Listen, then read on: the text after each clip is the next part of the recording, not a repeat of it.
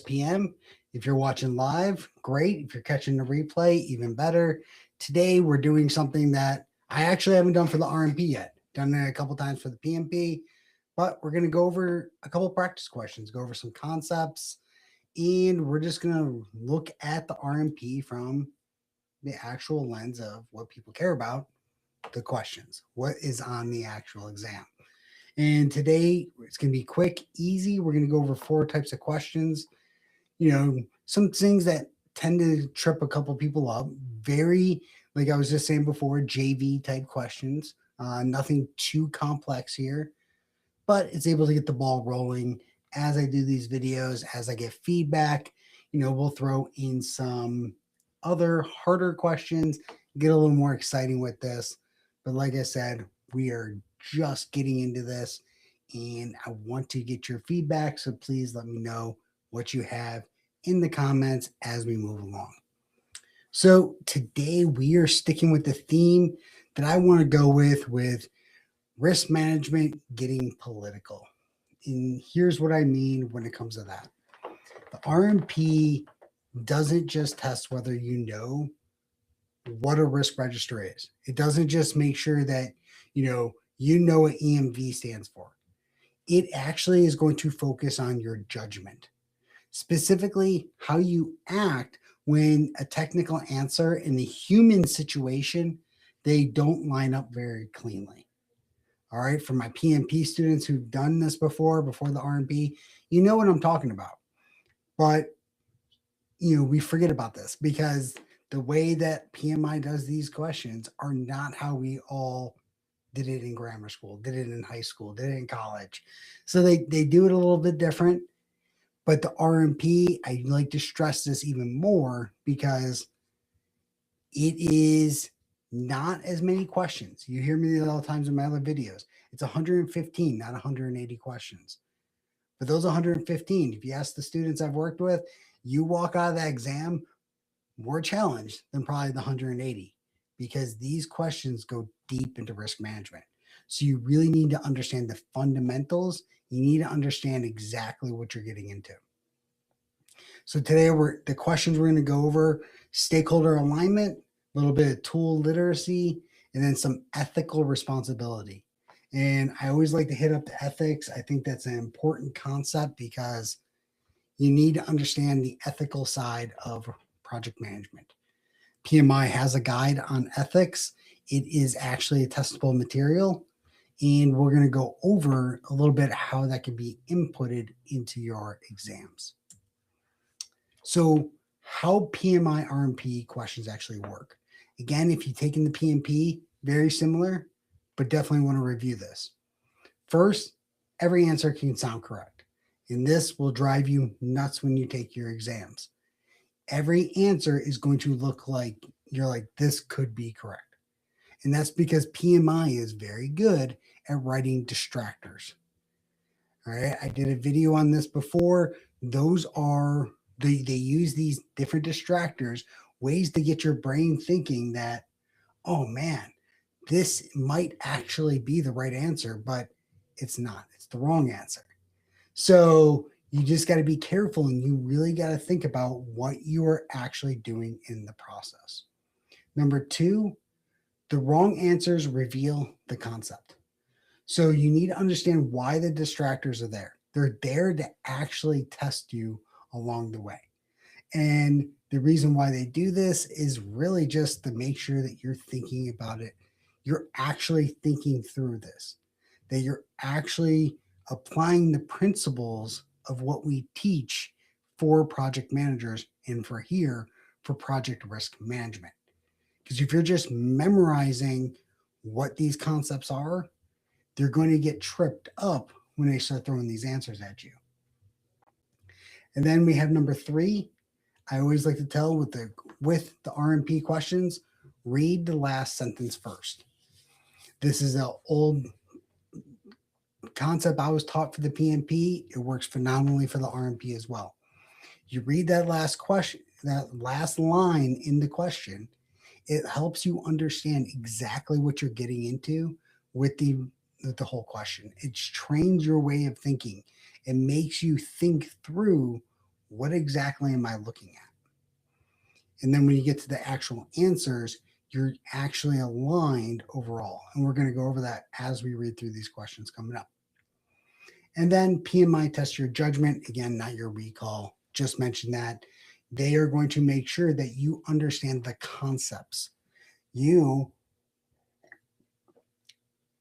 can do risk management as a whole and not just memorize what a, risk register is. You don't just know what different concepts, different risk response strategies are. It's great if you can define them. If you can tell me the difference between mitigation and acceptance, great. I want to hear it. But can you apply that in the situational question? That is a whole different concept. So we're going to jump into the first question. Again, these are pretty JV, not the hardest, but they'll allow us to go through the question or the concepts overall.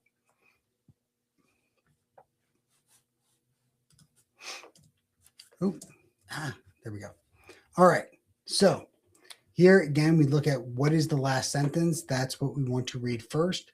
So as a risk manager, what should you do first?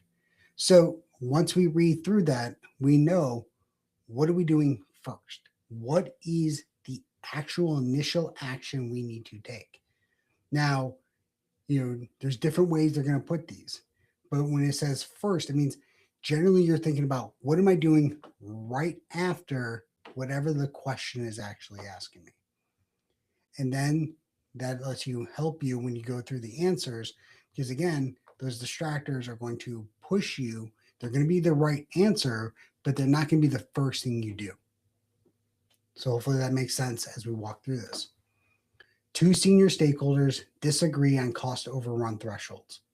One accepts 10% based on historical data. The other insists anything over 5% triggers corrective action. So as a risk manager, what should you do first? So as we read through these questions, the first thing you should be thinking of, so we got 2 stakeholders. So obviously we're looking at maybe some form of stakeholder alignment. But then we start getting to thresholds. And this is a concept I teach all the time when it comes to what are your thresholds? What are your triggers? What actual levels of escalation, levels of authority, what do your stakeholders actually care about? And that's exactly what we're being asked here when it comes to cost overruns and what threshold you can go with. Obviously, one stakeholder is looking at this and saying 10%. That's historically what we've done. The infamous you hear at your organizations. That's the way we've always done it, which I think is the number one risk. If you ever hear that in a conversation by a senior stakeholder, that's the way we've always done it. Right there, you're already starting off with a very bad situation. All right. So we're going to walk through each one of these answers. I already see one down there in the comments over there. Good job throwing some answers out there. But when you take your exam, the hardest thing, the one thing you want to try to do, don't just jump into things, think through these. So A, conduct a sensitivity analysis to determine the financial impact of each threshold. Well, right now, sensitivity analysis sounds like a decent idea because obviously there's a 10 and 5%. So we can sit there and think, okay, this could be an idea. Sensitivity analysis, it sounds sharp. It's data driven. It is analytical. You're looking at the information that you need. But right now, based off this question, we have 2 humans that are in disagreement. So we don't need to just run the numbers. We need to get alignment with our stakeholders. So definitely not where we want to go for. B, align with the most conservative stakeholder to prevent excessive cost risk. All right, this feels safe. You know you're making a unilateral call that one person's position wins, but not your but this isn't your decision to make. You're the risk manager. You're not an arbitrator for your organization's risk threshold when it comes to cost overruns. So you might be creating a new political problem by siding with one individual. Then we have C, facilitate a structured discussion to align risk thresholds with business objectives. Now we're starting to make a little bit of progress. Here we're addressing the human situation that we have in this process where two stakeholders disagree. They're both looking at this from a different way. And from there, we know that we get them down, we sit them in a room, maybe we get some of the stakeholders in the room, we do a quick analysis. What are our thresholds? Because based off those thresholds, now we can determine what is the actual risk. Where is the actual problem? And then D, document both thresholds in the risk register and let the project sponsor decide. This right here is really not going to get us anywhere. You know, we don't want to escalate to the sponsor for something that really doesn't need to happen. You know, letting leadership just sort it out, it can be an answer sometimes. But in this situation, this isn't something they really need to do. What you need is alignment. And from what the alignment you get with those stakeholders and your other ones to agree on a threshold, now you can take that to your sponsor and actually make the right decision. So based off this, what are our thoughts? I'm going to take a look here in the comments.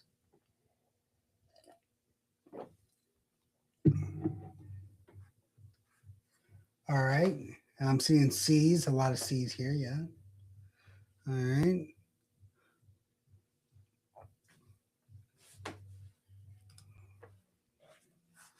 So the correct answer here, yes, based off what I'm seeing right now, is C.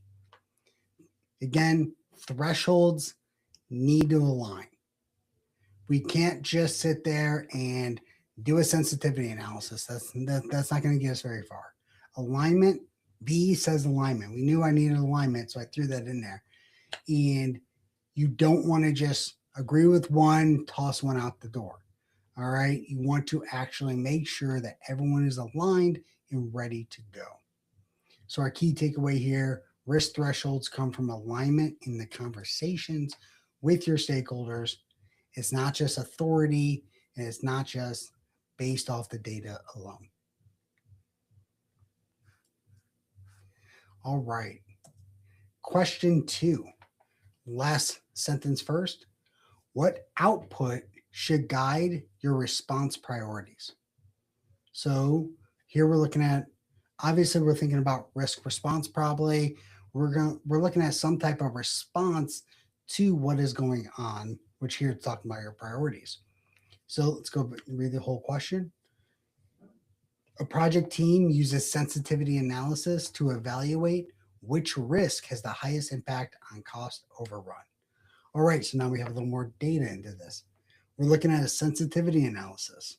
So multiple ways you can do that, not what we're going to jump into here today, but sensitivity analysis is a very structured process that as risk managers, we need to understand, because this can be highly influential to help us make some determinations with our projects. So we want to use sensitivity analysis, evaluate which risk has the highest overall, what output should guide our response priorities. All right, so this one definitely is it's got a little more complexity, but not totally a lot. So what are your guys' thoughts? Anything?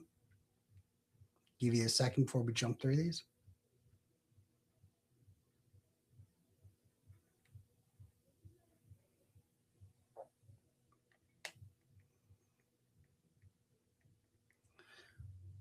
All right.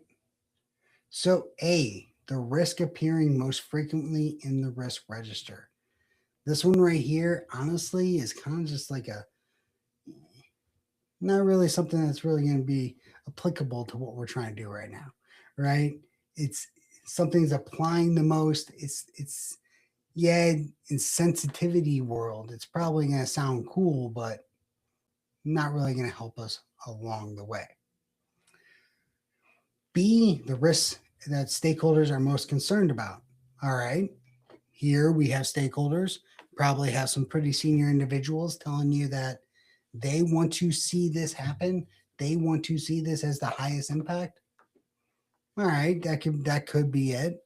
Um, you know, I like A more than B, but definitely I can see where you want to go with that, but you don't want your stakeholders to just tell you what's the highest priority. Because remember, there's a lot of factors that go into this. Now, if you're taking the PMP, you know that we talk about what are those two elements? Probability and impact. Those are what they teach you in the PMP. But when we get into RMP, we're focused on more. We're focused on deeper analysis into our risks. Probability and impact, starting point.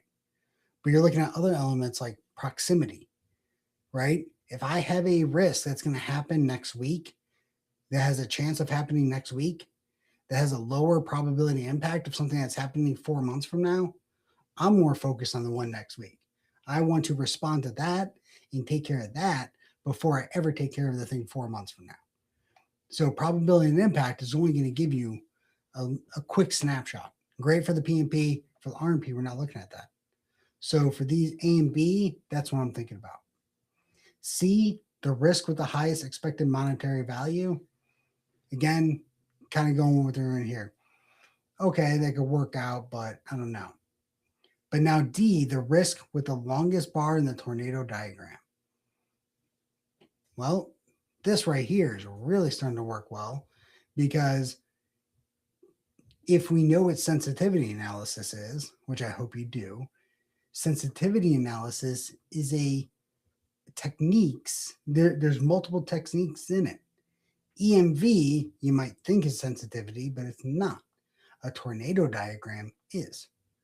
So something that has the longest bar on a tornado diagram is going to help us with using a sensitivity analysis. So what output should guide our response priorities? Yeah, we're not going to go off what's frequently on the risk register. Not going to do anything for sensitivity wise. Stakeholders concerned about, not helping sensitivity. Highest EMV, important, but not going to help us with sensitivity. What is helping the longest bar in a tornado diagram? Yeah, that is definitely going to be it. Because in a tornado diagram, the longest bar represents the variable with the greatest single influence on the actual output. Why isn't this letting me move it? All right. All right. And that is why we need to understand what these different elements are.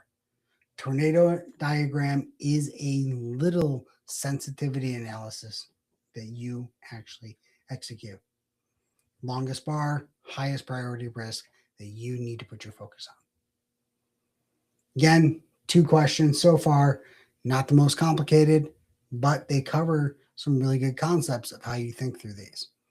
Now, how I'm thinking through these questions also, I challenge you to do this on every practice question, practice exam, or practice question you're taking. Think through these. Because if you can explain the answer and why things are not right, just as much as you can why they are right, that's when you know you're really ready to sit for the exam. All right. So quick teaching when it comes to ethical responsibility. Before we jump into the next couple questions, I just want to touch on some things we need to think about. And this right here, not a lot of things I'm going to tell you like 100% apply outside of the RMP that are on the RMP. There are some, the RMP is a doctrinal exam. So there's going to be things that you're testing on that you might not do 100% in the real world. But when it comes to ethics, this is something you need to hear about and think through, because you will see ethical questions on the exam. And they're not going to spell it out. They're going to be like, this is an ethical question. And they're not going to be always 100% obvious, but knowing that this exists out there, you're going to see it as you're moving along. All right. So this is, that's definitely something you're going to recognize it now that I'm actually mentioning it. Let's just put it like that. All right. So what am I thinking about when I'm talking about this? So there's a couple different frameworks you can hold out there. So you have benign. Can we soften the language, right? So you have a stakeholder, hey, that sounds pretty bad. Can we soften that up? Make it not sound as bad when we brief it up to our headquarters? No, we can't. We need to say what the risk actually is. Then we have caution. Let's not alarm the client yet. All right. So I mean, we've probably all heard that. Like let's not do anything with this yet. Let's you know don't change that to amber or red yet. Don't say that this is a high level risk because we still need to figure this out. We still need to get some more information, get some more context before we give this over. And then you have the red flag, which is just straight up, let's change the score.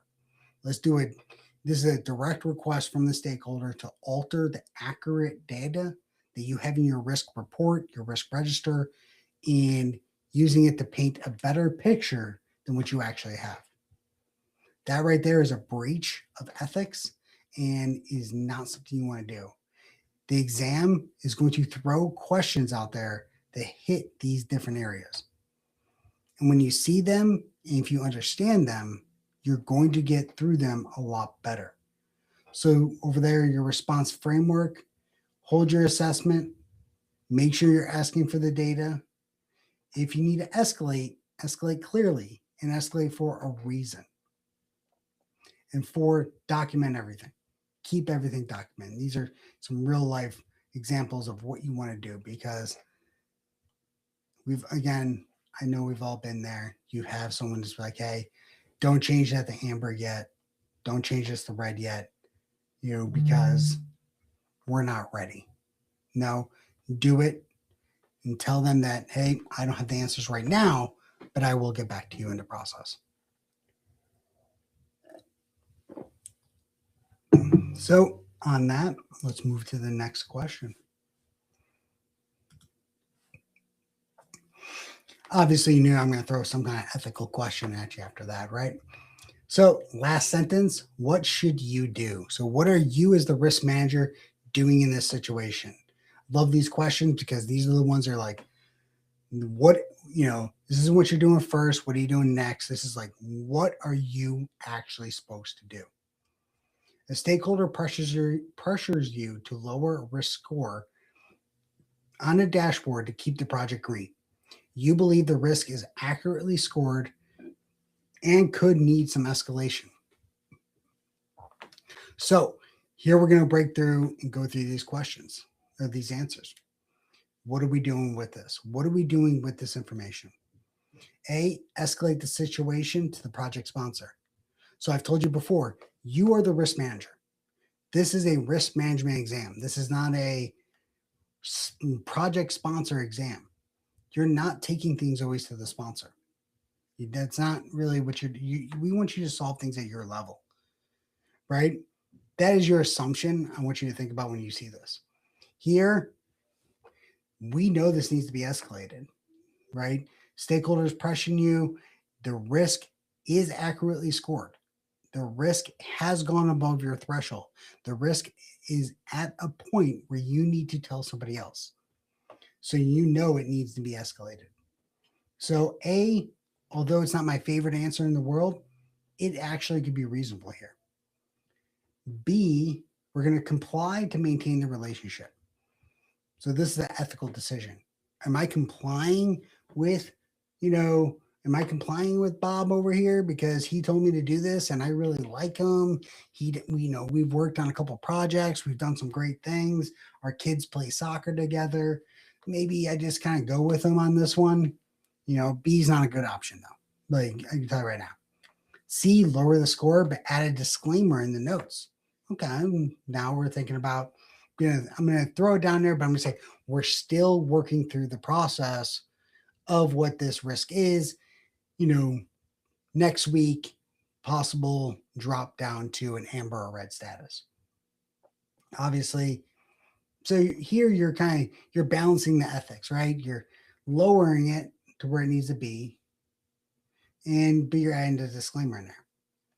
Ignore the request and continue reporting as normal. All right, so you ignore the request, continue reporting as normal. All right, now we're just blowing them off.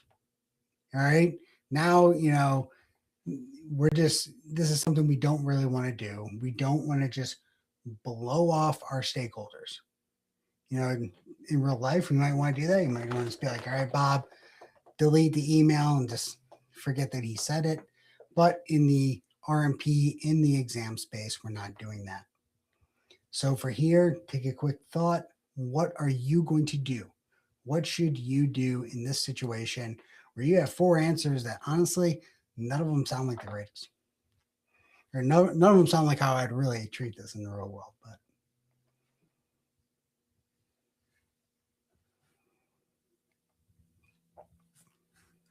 all right, give you all 5 more seconds. So the answer here is going to be the escalation piece. All right. Why is it the escalation? I told you I don't like escalation. You're not teaching the project sponsor exam. So A right here is probably the best answer from all of these. Again, we talked about in the question, we already knew that this thing was accurately scored. We already knew that this was above our threshold, which resulted in having to go to our sponsor, had to go to somebody, right? We had to escalate this risk. And because we had to escalate it, we're already going to the sponsor. We've hit that threshold. The stakeholder, though, they don't like that because this is probably going to put them in a bad position. It's going to make them work harder. So at this point, we want to make sure that we are following the ethical standards of accurate, transparent reporting. And when we're pressured to misrepresent of what is happening, we're doing what is right. We're saying this is red, this is in a bad spot, and we have to take this to the next level because that is our agreed upon in our risk management plan. When we hit a threshold of $500,000, we're going to go to the next level. All right. Then the last question we're going over for today. Again, this one start with the last sentence. What should you do next? So again, what are we doing next? Where are we going from here? Where are we taking the team? Well, our team implements a mitigation strategy to reduce the likelihood of a technical failure. So we've already taken the mitigation steps. We've done a mitigation response. We're reducing the likelihood of a technical failure. So it assumes that we had a technical risk, we mitigated, and we did our work to make sure we reduce that risk. The mitigation works. All right, so we did a good job. Congrats to us, we're awesome. But unexpectedly introduces new risks affecting other project areas. What should you do next? Here, this is a easy question when it comes to secondary versus residual risks. Here, we had a secondary risk. We know that right off the bat. So A, let's look at these answers. Accept a new risk and continue executing the plan. All right, we have a new risk. We accept it.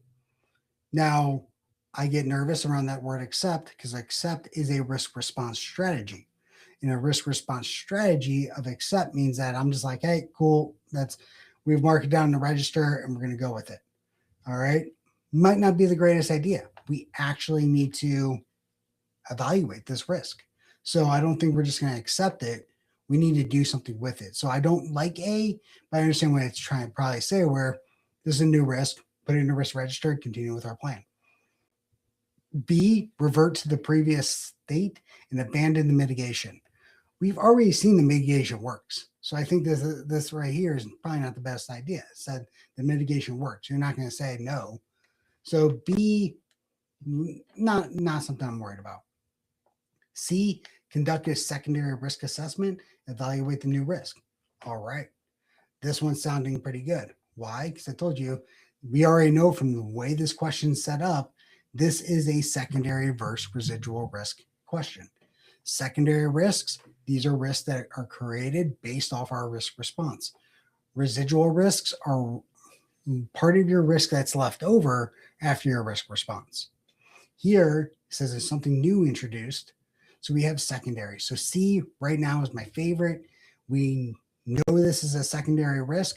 We need to assess it, evaluate it, and put it into our register as a new risk. So this right here right now is above A because this sounds a lot better and it's addressing that this is secondary. D, update the project schedule to reflect the change. I don't even know. That doesn't even make sense for the question, to be honest. We don't even know if this is a risk against the schedule. This could be a cost. This could be a lot of different things. So I think D, we can just kind of wipe off the map.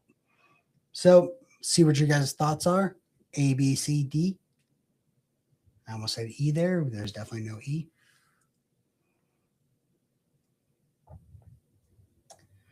All right. That one, yeah. C. This is a simple secondary risk assessment. And here you're really being tested on, do you understand the processes between secondary and residual risks? Do you understand what you do with your secondary risks? Secondary risks, when a risk response creates a new unplanned risk, those are called secondary risks. They need to be assessed. They need to go through your entire process. So if you remember, when we do risks, we identify risks, then we evaluate them. We take them through the whole risk management process. But if I'm risk response, I don't just go close out the risk because I did a risk response. You need to evaluate it. Here we have something else happened. Once something else happens, we need to go back to we've identified the risk, which means we need to evaluate the risk. From that evaluation, we put that in our register. Now we can rack and stack it.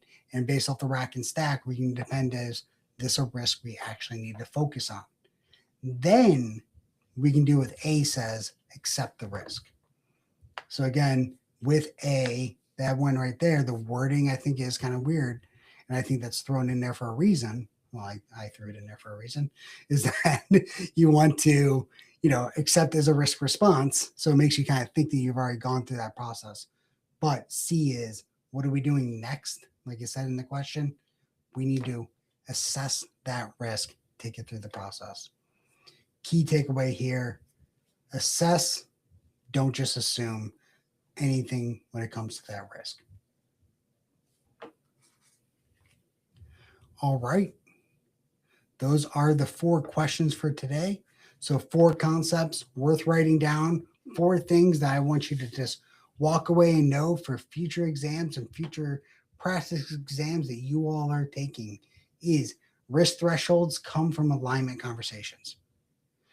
Our risk thresholds, everything when it comes to triggers, thresholds, and everything, that is from conversations with your stakeholders. You as the risk manager, could you make those thresholds? Could you make them up? Yes. But the best thing is to get the people in the room who are the decision makers and let them help you make the decision on that. See what they want. And that's what we use. 2, sensitivity analysis outputs a tornado diagram. Longest bar, highest priority. So again, know these different analysis. Sensitivity analysis, the most popular one you're going to see out there is the tornado diagram. All right. I think it's the best diagram to even look at. It's easy to look at it and understand what's going on. With that, the longest bar, highest priority. So for this one, know your tools. If you know your tools, you're going to know the outputs that come with them. Question 3, pressure to falsify risk data is a governance issue. Escalate that to the sponsor. So for this, you need to make sure that you are able to escalate when escalation is necessary. For us, that risk needed to be escalated, needed to be documented the right way. We need to comply to what's in our risk register, not to a stakeholder's feelings. Now, the way this is written, don't take this like I need you to go tell on the stakeholder to the sponsor. Could you do that? Maybe. Don't always evaluate. Don't always recommend that. That's going to create other tensions in the world. And then number 4, every risk response can create a secondary. You should have put secondary or residual risk. So you need to make sure that you know what those are and that you take those new risks that either secondary or residual, and you're working them through that risk management process. They go right through the identification, they're already ID'd, they're secondary residual, you've already identified them. So now you need to evaluate them. Do your probability impact? What is your proximity? What is your, how catastrophic could it be? These are the different evaluation types that we want to look at for each one of these risks. So these 4 concepts are definitely something that can show up on the exam. Again, these are pretty JV, not the hardest questions, not the hardest concepts. We'll get into deeper, harder questions later on. Hopefully, though, this was useful to everyone out there on YouTube. You guys are enjoying this. So if you did, please drop a comment. What's your thoughts? What type of questions do you want to see out there? What are you having problems with? And if you always want to, head over to 44riskpm.com. Over there, you can find more information about what I'm doing and everything that I'm teaching. If you go down to my YouTube channel, which I make sure, hopefully you subscribe to the channel, you can see that I actually go over the entire RMP exam content outline and go through a lot of these concepts and how they're broken down within that exam content outline. All right. That's it for today. I'm going to check the comments to see if there's any specific questions right now. Looks like we got some LinkedIn connections going. That's awesome.